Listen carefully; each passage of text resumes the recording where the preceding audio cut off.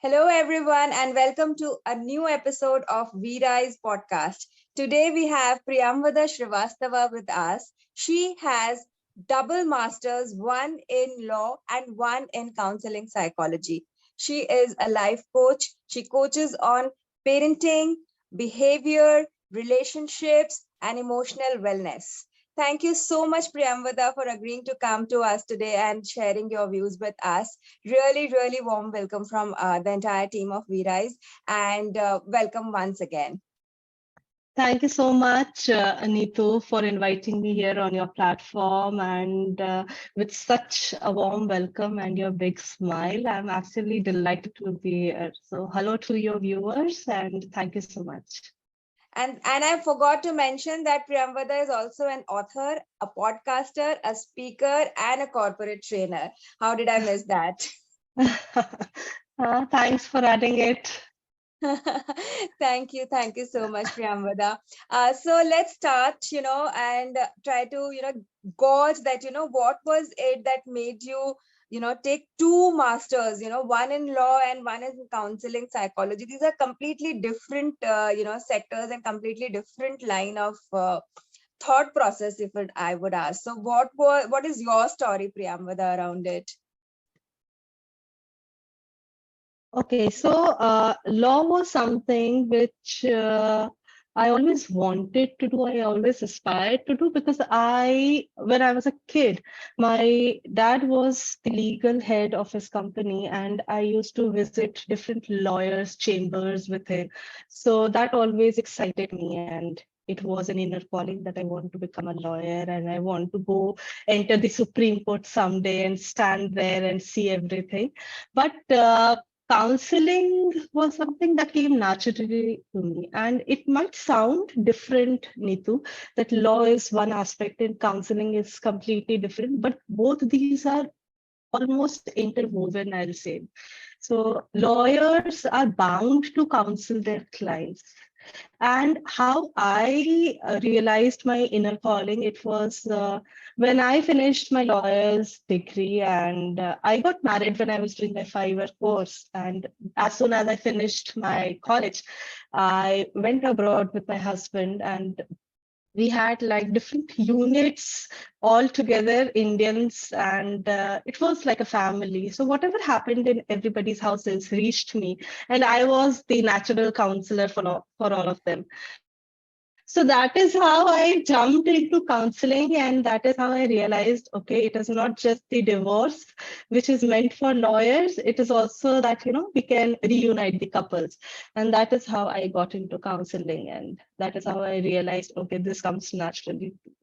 Wow, superb. I think it's not just with the profession law. Every profession needs, mind management. In fact, every one of Absolutely. us need mind management. And I am a startup mentor. I understand that when I'm mentoring on business, it's not just about mentoring about business. It's also about entrepreneurs, mentoring also, because many a times they are stuck.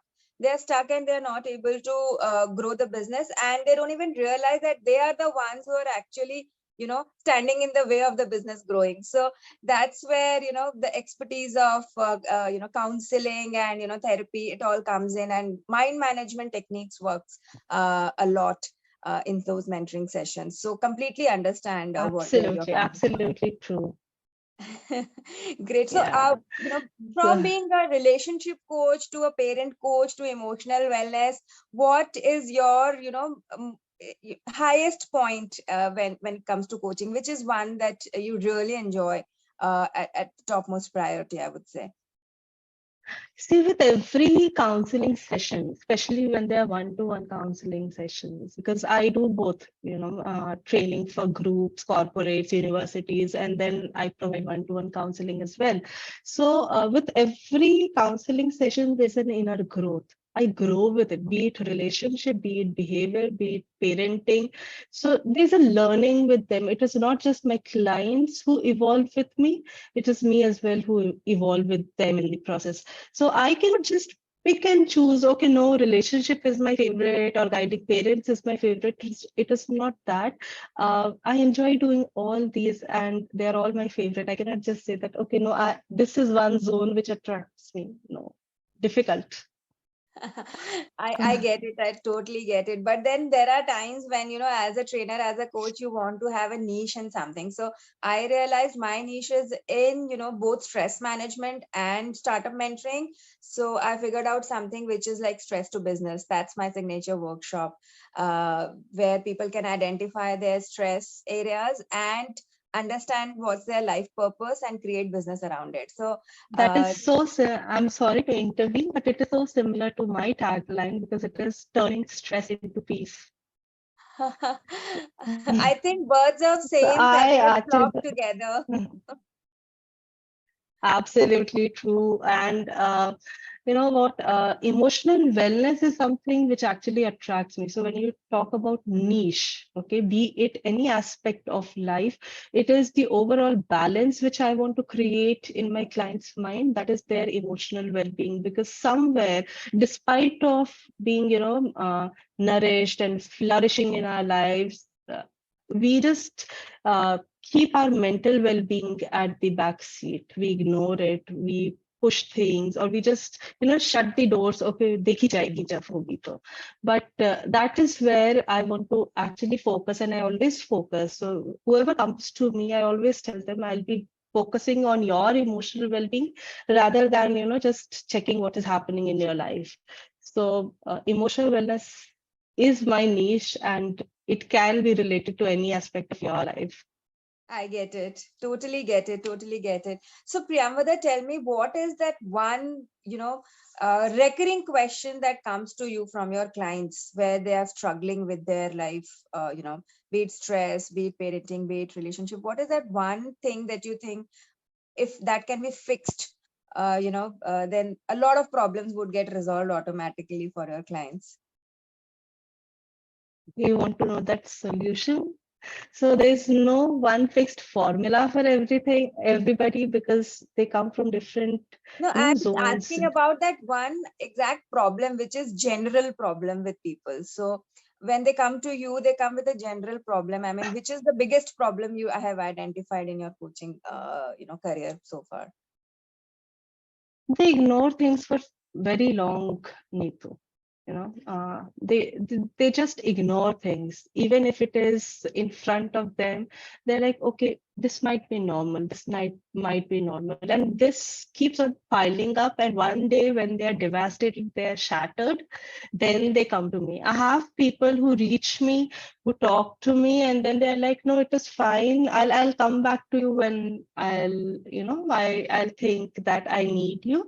And then after 2 years, they do come back to me, but that state of management is difficult for me and them as well. So to each one of you, whoever is listening us today, if you think that there's some trouble in your life, please don't feel ashamed, or don't think that you are a superwoman or superman, that you can handle everything alone. There's no harm in seeking out for help.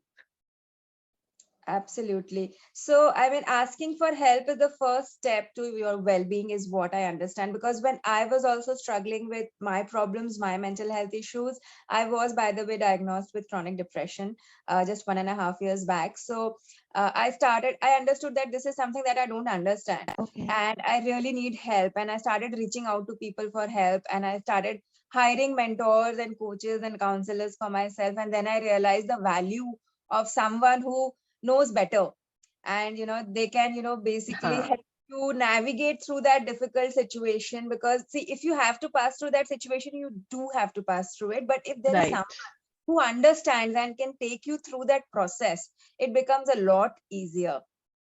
Absolutely. So the first step should always be acceptance. The day you'll accept that you're in trouble, the day you'll accept that there's something which you are unable to solve, that day you have one half of your battle. Then it will be acknowledgement. You need to acknowledge that trouble or that phase of your life, and then please take action. And action is only seeking out for asking for help. It can be from your family, from your friends, or from professionals like us. So, Yes, totally. And I think that has completely changed my life as well. And I'm a much better person from the time when I was diagnosed with depression. I've always been very, very headstrong. and someone who just who's a go-getter. But that also, that did not help me when I was actually going through the entire process of depression. So what helped me was to seek help first, acknowledge that I have a problem, Mhm. seek help, and then also when I started working on my belief system, I think that's when things started to change. So belief system that we have formed from the childhood, we have no idea about it, Priyamvada. I mean, people don't know about it yet. And some people just, spend their entire life without knowing what belief system they have, what value system they have. I mean, what is your take on that? How can we help people, identify and work for a, positive belief system in them? I actually believe that if you want to work upon your belief system or, focus on more positive aspects of life, please acknowledge changes in your life because change refers to growth. Okay. So the day you'll acknowledge, okay, there is some change happening, you will evolve with that change. But the more you'll repel that change, you'll be there behind, and even your family members or siblings with whom you grew up, they'll just step ahead. It is not a race that I'm saying that you lose a race, but it is your belief system which will not evolve in the process. And the more it will be, obstructed, the more it will be difficult for you to evolve in the phase of life. So please accept changes and grow with change. I really really feel that, this whole concept of mind management and creating positive belief system should start at a very early age, and it should be a part of our curriculum. It Had I should. known this thing before, I mean, I would have been a different person, and I would have been, doing leaps and bounds. But still, I mean, since I understand what is a belief system now, I think for as parents, we have a responsibility to imbibe it in our children, that they also understand this thing. And you are a parent coach, right? So what kind of parenting questions do you come across, and you feel that, okay, this is something that the parent is also not understanding, and I need to help them with that. So what kind of challenges do you come across in those sessions? There are lots of things, but again, at the moment, the last answer which I answered you by, accepting change. Similarly, it is with parents also. We are always, most of us are stuck where we were or how we were brought up. Okay. So with this evolving world, we are unable to pace with, we are unable to walk with, And when our kids ask for something which is very much relevant in today's world, we are unable to connect with it. When our kid comes and like other children, they ask for video games or some time on screen or some screen time or Insta account, our first reaction is no, why, how, why do we need it? हमारे time में तो नहीं था, बाहर जाओ खेलो. अरे बाहर कहाँ जाओ, कहाँ खेलो? Create that environment for your child, stay involved in your child's life, and plus please stay updated what is happening in the world around them, so that you can give them what is happening. You cannot just say कि नहीं ऐसा नहीं होता था. So most of the parents who come to me, it is they have a conflict with this change in the world. They are unable to accept it, and that is where the trouble begins. And I think every generation has faced it. All the generations, be it our generation or the next generation which will take over us, or the earlier generation, they all those who accepted change wholeheartedly, they had no problem in upbringing their kids. Those who couldn't, they actually found it difficult, and they made it difficult for their kids as well. I think I am also guilty of that. I have a teenager who is a lot into video games, and it just kills me every time I see him doing that dot dot dot dot on video games. And I just try to calm myself down that, okay, maybe this is a phase, this will pass. So, I mean, I know that I have to work with my anxieties when I look at him, and but maybe what he's doing is something which is normal now.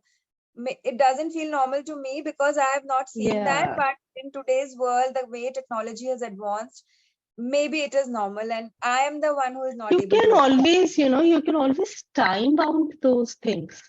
Like when we used to go out to play, our parents used to time bound us. एक घंटे में आ जाना. You can always time bound it for your kids or decide the days for your children, that 2 days a week, 3 days a week, and they'll also gladly accept it. The more you'll, just shut it for them, they'll hide it from you, they'll seek in there, फिर आपको पता भी नहीं चलेगा, वो धड़ धड़ धड़ चुपके से हो जाएगा mute पर. So it is better better कि आप उसे time bound कर दो और उन्हें भी enjoy करने दो और आप भी enjoy करो.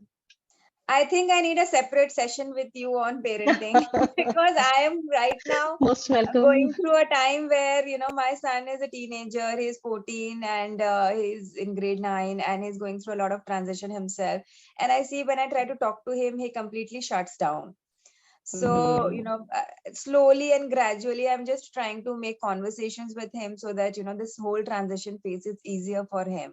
And maybe even I need help right now to know how to help You're my most son. welcome anytime. Great, great. So, any parting words, Priyamvada? I mean, lovely talking to you. But one thing that you think that you want to leave the, audience with that should stay with us for a long time. Sure. So never, before I conclude with the words, I want to just relate where I read these words. So I read a beautiful line by Geet Chaturvedi. It was yesterday night only when I was doing my reading session, and those lines were, वर्तमान अतीत का वो नालायक बच्चा है जिसके बिगड़ने की खबर हमें आज मिली.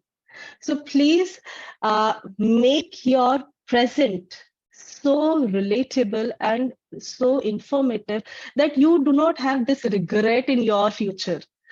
Please, just be focused on what you're doing and give your 100% to whatever you do, be it in whichever phase of life you are, in whichever age of life you are, so that you do not or you never have any regret in your future about your past.